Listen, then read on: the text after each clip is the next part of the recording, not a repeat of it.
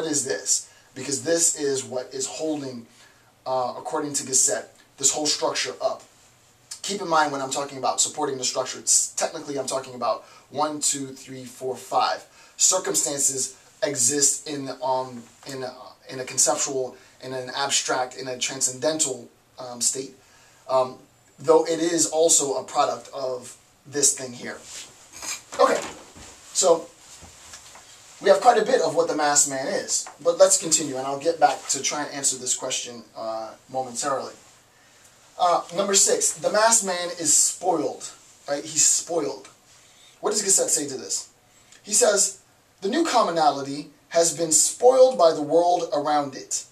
To spoil means, and here's what he means by spoil, to spoil means to put no limit on caprice, on sort of capricious nature, fanciful or happenstance, sporadic, serendipitous.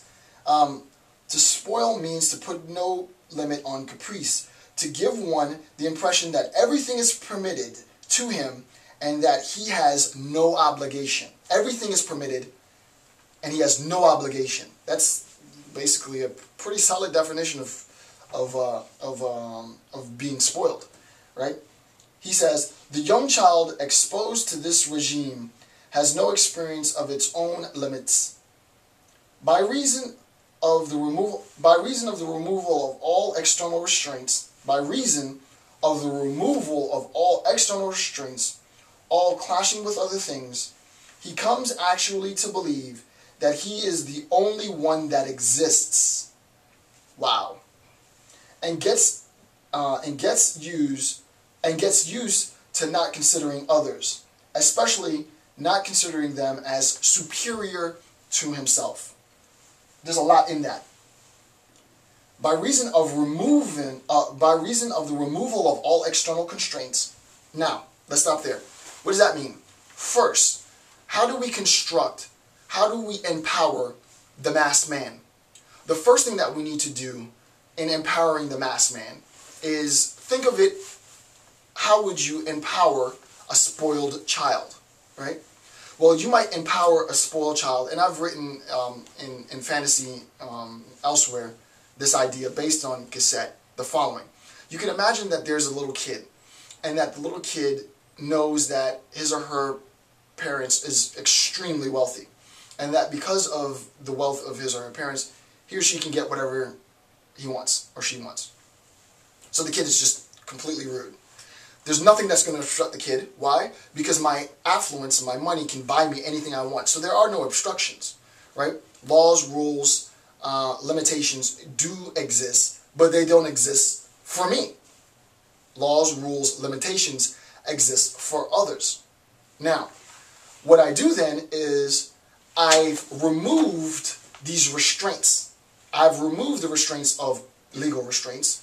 I've removed the restraints of normative or ethical restraints. I've removed the restraints of sort of social pressure or cultural restraints by immediately saying that I will not conform to anything, right? The refusal to conform. So the first sign of sort of the spoiled child, which will evolve into the tyrannical adult, which might evolve into the totalitarian dictator, is an inability or a refusal to conform to constraints. There will be no constraints that are placed upon me. I am that which places constraints. I am not that which is the recipient of constraints, right? So, the first thing to recognize is the removal of these constraints. Once I've removed myself from constraints, I now exist on a plane that's different from the rest of the population, right? Because the rest of the population has constraints, I have no constraints. There's nothing that's going to clash with me. There's nothing that's going to conflict with me because I don't answer to, I'm above the law, if you will. That's a general way of sort of wording that. The colloquial way of saying that is to be above the law. Now, once I do that, what actually happens is that I believe that there's something unique about me. There's something unique about, to be technical, my ontology, right? My being, my existence, My existence is different from your existence. Why? Because unfortunately you have no power.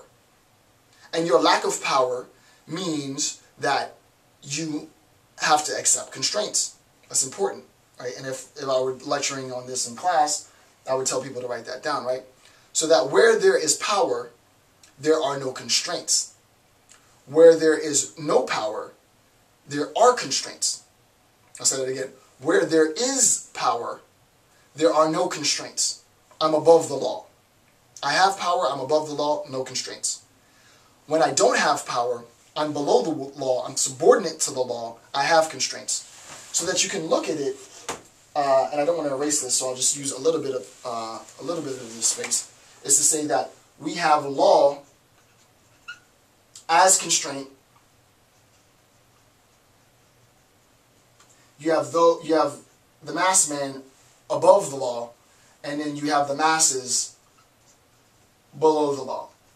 The mass man is above the law, right? There are no constraints to his power. The masses are constrained by the law, are constrained by his power, so that you can see it's a very unidirectional account. There is something that the masses desire, though, is that they desire their sentiments to be satisfied by the mass man, which he has no problems doing, because that's how he got his power. What Gasset says, however, is that he believes that he is the only one to exist. And in a very real sense, he is the only one to exist. He exists outside of constraints. And gets used to not considering others, especially not considering them as superior to himself. Clearly then, he recognizes this hierarchical position that he's in. The mass man is in a position of power above those of the masses, and he recognizes his status, his position, as a position superior to the masses, and as such, superior to all others.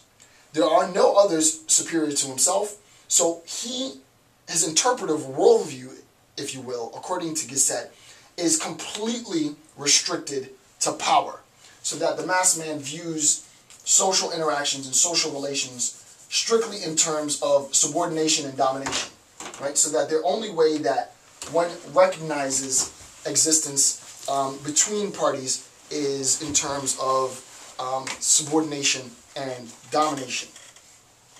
So the mass man being spoiled then means that how is he spoiled? He's spoiled insofar as he's removed all of the cultural, legal, and social obligations that would otherwise historically bind him to the masses. He's transcended it to become this figure of the time, the plenitude of the time, to be specific. And insofar as he's risen to this status, he assumes that in rising to this status, that he himself is now superior to the masses. He transcends the masses, he transcends government, and he sits at the apex of power.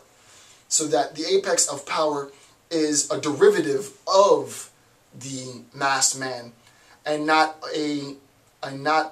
channeled through the mass man. There is nothing that comes before. This goes back to my philosophical conceptual account of the uncaused cause, and that might not make sense, but I have no other means of explaining it. But the uncaused cause, he is that which is uncaused, but is the cause of, so that in a strict sense, in sort of power differential sense, his power is always in action. It's always dynamic. It is always it's the difference between kinetic and potential, right? His act is always an act of dynamic power. It's always in motion. That potential power is within the masses, and he draws his power from that potential. But there really isn't any real motive force in the masses at this point, right? Later we will see what happens in conceptions of revolt and revolution, and he actually addresses this in this chapter, but I'm going to hold off until I go through all of the accounts of the mass man before I give you what Gasset's definition, first instantiation of revolt. What does he mean by revolution?